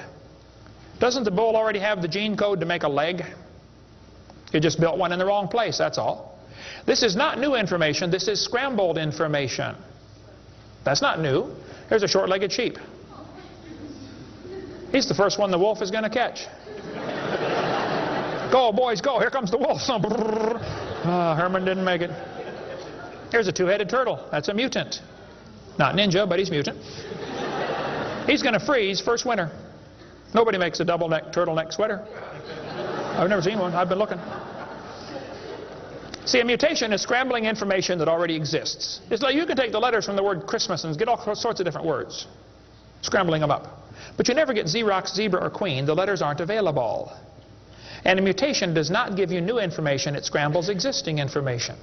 This textbook shows the kids a 4-wing fly. Look what it says now, kids. You got to be careful or you'll be tricked on this one. Normal fruit flies have 2 wings. This mutant has 4. This rare mutation, like most mutations, is harmful. Look what it says. Beneficial mutations are the raw material for natural selection.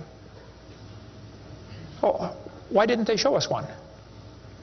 Why did they show us an example of a bad mutation and tell us that good ones is how it works? Show me a good one. You know why nobody's ever shown a good mutation? Because nobody's ever seen a good mutation. One professor I was debating said, I know a good mutation. He said, people in Africa that get sickle cell anemia cannot get malaria. Wow, that's like saying if you cut off your legs, you can't get athlete's foot. Yeah, you're probably right, but that's not a beneficial mutation. They tell them evolution and natural selection go together. He says, this textbook says natural selection causes evolution. That's stupid, okay? Natural selection doesn't cause any evolution. Natural selection is a conservative process that keeps the species strong. That's all it does. That's all it can do. It has no creative properties. Natural selection, nature can only select what there is to select from. If I said, I'm going to go around the world, I'm going to try to raise a race of people that are over 12 feet tall. So everybody under 12 feet tall, we're going to kill them. Year after year, we kill everybody under 12 feet tall. Well, there's nobody to select from, is there? Natural selection can only select what there is to select from. It's a conservative process.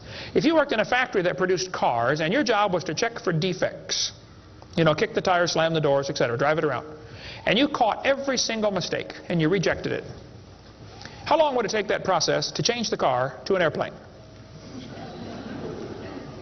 You say it'll never change it. That's my point. Natural selection is like a quality control. It makes sure the bad ones don't survive, but it's not going to change it to something else. Survival of the fittest does not explain arrival of the fittest. And by the way, survival of the fittest is what is called a tautology. Kids, there's a big word. You can learn this. You can use this one on your brother. A tautology is a sentence that means nothing. You can say, oh, you're speaking in tautologies. I'll show you how it works. You say, Professor, why did it survive?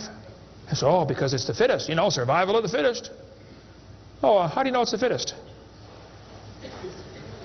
Because it survived. I see. Is that the way it works?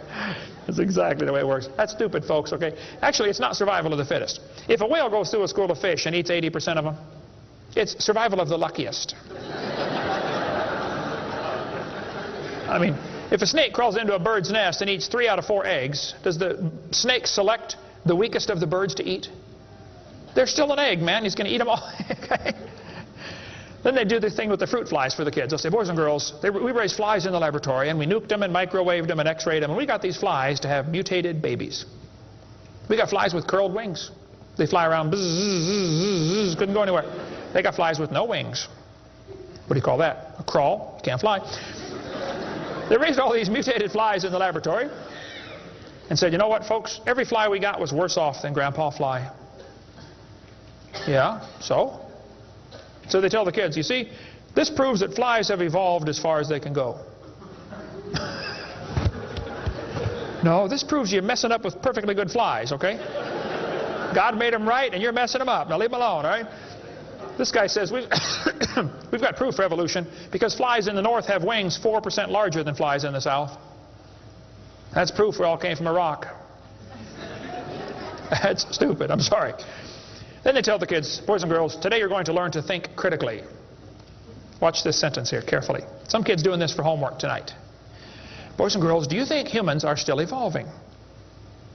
Now what kind of question is that? That's one of those questions like, have you stopped beating your wife yet? Well, if I say yes, I'm admitting I did. If I say no, I'm still doing it. Wow. All right. Go back and look at the original question. Do you think humans are still evolving? Doesn't that question assume that evolution has happened? What if a kid doesn't believe in evolution? How's he supposed to do his homework tonight? That question does not teach him how to think critically. That teaches him what to think, not how to think. That's a Soviet-style indoctrination type question, and the textbooks are full of them. They're not learning how to think. And when the kid gets done with this course, he's going to think he knows how to think. But he doesn't. He knows how to be told what to think. Brainwashing at taxpayer expense. Quite a few lies in the textbooks covered in this one. We got a lot more in video number 4. Adolf Hitler said, "You let me control the textbooks, I'll control the state."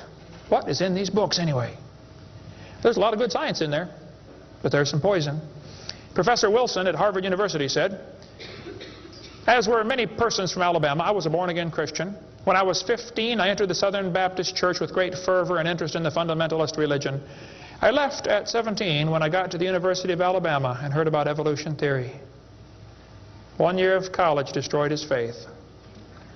Philip Wentworth said, "When I went to Harvard in the fall of 24, I was not only a Christian, I was a candidate for the ministry.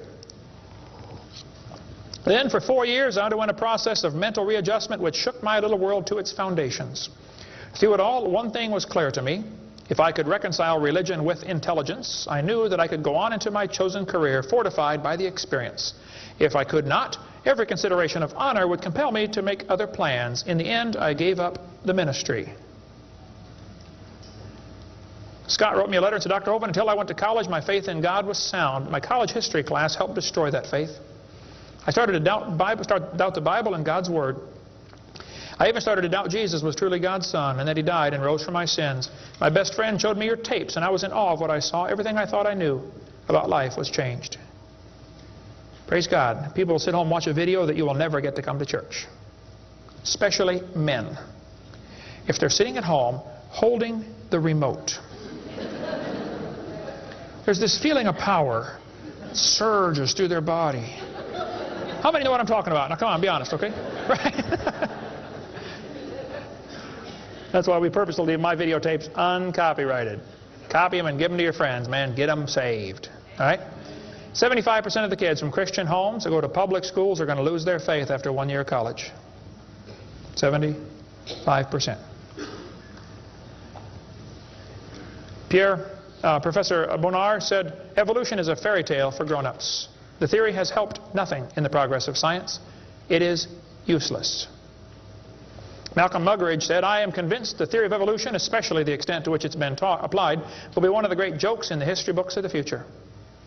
It's a joke. And it would be a joke if it weren't for the tragic results. How many kids are taught this thing every day and believe it, and it destroys their faith? Adolf Hitler was a strong believer in evolution. He thought the Jews were an inferior species and needed to be eliminated for the good of humanity. Joseph Stalin was an evolutionist.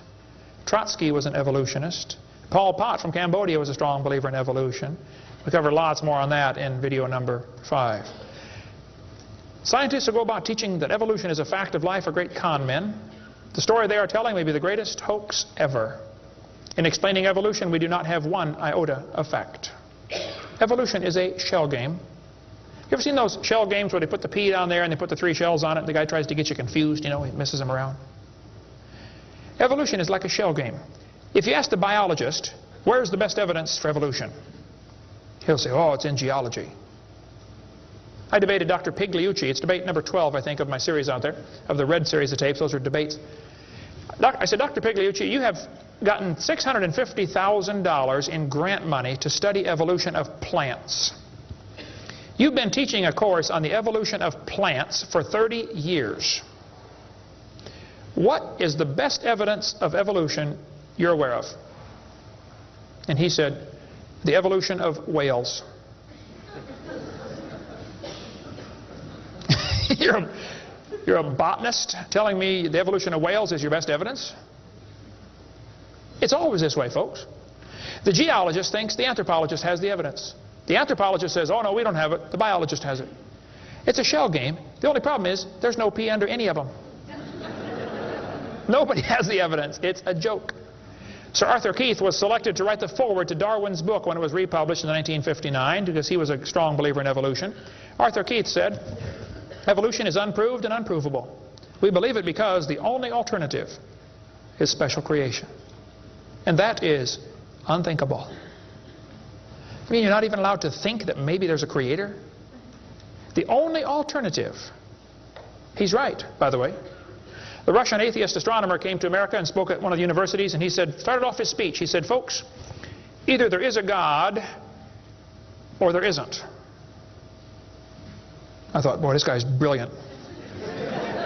He nailed that point right on the head. I got to give him credit for that one. And then he said, "Both possibilities are frightening." I thought, wow, that's a good statement. You see, if there is a God, we better find out who he is and find out what he wants and do what he says. If there is no God, we're in trouble. We're hurtling through space around the sun right now at 66,000 miles an hour, and nobody's in charge. That's a scary thought. It's real simple. The Bible says, in the beginning, God created the heaven and the earth. The Christian view of history is very simple. God made the world in 6 days just like he said he did. And that explains all the symbiosis relationships. How can certain animals and certain plants require each other? Which one evolved first? There are zillions of symbiosis relationships that can't be explained by evolution. The pre-flood world was very different. The people lived to be 900 years old. We cover that on video number 2, why they lived to be 900. You can check out my website and see them right there, drdino.com. During this time when people lived to be 900, reptiles grew to be huge. See, reptiles, even today, never stop growing. Reptiles grow all their life. So if a reptile lives to be 900 years old, he's going to get real big. Dinosaurs were big lizards that lived with Adam and Eve. And then Noah took dinosaurs on the ark. People say, dinosaurs on the ark, they're kind of big, aren't they? Well, the big ones were big, but the little ones were little. And Noah was 600 years old when he built that boat. I bet he was smart enough to figure out, you don't have to bring the biggest ones you can find. Bring 2 babies. Just be sure to get a pink one and a blue one. That'll be important later. After the flood was over, people killed most of the dragons, as they were called. That's why there's legends of dragons all through history. Plus the climate killed a lot of them. People don't live to be 900 anymore. We cover all that on video number 2. And there might be a few still around. Christians don't need to worry about dinosaurs. They're part of the normal creation. They're mentioned in the Bible. It's all there, folks. We just got to get a good biblical view of history. God created this world. See, it's real simple. Let's summarize here. God made the world. It didn't evolve. Evolution is stupid. There are hundreds of more reasons we can give. We're going to run out of time, though. But if God made the world, he owns it. That means he makes the rules, like the 10 Commandments. We are guilty of breaking his rules. I'll show you. Rule number 9, commandment number 9, thou shalt not bear false witness. That means don't lie. How many of you have ever lied before? Come on, you don't do another one. Put your hand up. Don't give me that pious look. Come on. Number 8, don't steal. How many ever stole something? You already told me you're a liar. Now come on. You don't have to read very far to realize we're guilty, which means we're going to be punished. Or find a substitute. See, I can't substitute for your sins because I got a whole bunch of my own. But Jesus Christ is not only willing, he's able. He wants to take your place. He wants to pay for your sins. It's real simple. February 9th, 1969, my friend said, Kent, you're a sinner. I said, well, you can say that again. He said, you deserve to go to hell. But Jesus died for you. He wants you to save you. He wants to save you. If you'll ask him, he'll save you right now. And I bowed my head and said, Lord, I'm a sinner and I deserve to go to hell, but would you please forgive me and save me? And I've got God's promise I'm going to heaven. Hey, if you died today, where would you go? You ought to think about it because you will be dead for a long time. Doesn't matter how long you live, you're going to be dead longer than that. You know George Washington died 200 years ago, and he's still dead? How much longer does he have to go? He's going to be dead for a long time. All you get in this life is a little bitty dash between two dates. Just a little, and it's gone. What are you going to do with your dash? Let me give a suggestion to you. Give the whole thing to Jesus. Say, Lord, you may have it, the whole thing. One time a little boy saw Jesus preach, and he had a little sack lunch, 5 biscuits and 2 fish sticks. He said, here, Jesus, you can have the whole thing. Jesus said, thank you, son. Everybody sit down, please. 5,000 men, plus women, plus children. We can assume probably 20,000 people. Jesus started breaking those fish sticks and bread up and making fish sandwiches and started passing them out to the disciples, and everybody sat down in the grass and they passed them out and passed them out and passed them out and passed them out. When they got all done, everybody was stuffed. You want another fish sandwich? Oh, no, I can't. No, man, I'm stuffed. He said, okay, disciples, gather up all the fragments. They got 12 baskets full of fragments left. That little boy came home from the meeting. Mama said, hey, son, how'd you like your lunch? Oh, Mom, you won't believe it. Was it good? Oh, it was good, Mom. You have any left? Hey, disciples, come on in here, would you please? See, he decided to give it all to Jesus. Now, he ended up getting fed himself. He's one of them 20,000 that got fed, you know. He could have kept it and got fed, or he could give it away and get fed. Worked the same either way. If you could learn to give your life away to Jesus, you will get a wonderful life. Plus, it'll bless lots of others. Some of you ought to quit worrying about knocking that dumb ball into the hole in the dirt and start worrying about who's going to heaven or hell. And you ought to quit worrying about getting a fancier car and a fancier house and start worrying about who's going to heaven or hell. Maybe God gave you that good job so you can give some money to missionaries, not so you can build a bigger, fancier house. You know what we need in this country? We need a Christian Barney. How many kids in this town tomorrow are going to be taught evolution on Discovery Channel, Nature Channel, National Geographic, textbooks, library books? How many? Thousands of them? And they're going to use dinosaurs, aren't they? Little 4-year-old kids get a book. Hey, boys and girls, dinosaurs lived millions of years ago. Isn't that what they say? Why don't one of you get yourself a purple costume? Get all the neighborhood kids together. Hey, boys and girls. We're going to sing now. God loves you, God loves me. He wants you in His family. If you'll ask Him now, He'll come into your heart, and of His family you'll be part. Shouldn't they learn that instead? Folks, somebody's got to reach these young kids. You ought to get some videos or something. My material's not copyrighted. You can use mine any way you want. Hey, what on earth are you doing, for heaven's sake? What are you doing for the Lord? I saw this tombstone the other day at a cemetery. Wayne Strickland, atheist. Hasn't died yet. He said, I'm a busy man, don't have time for this. I'm sorry, Wayne. You're going to have lots of time here coming up soon.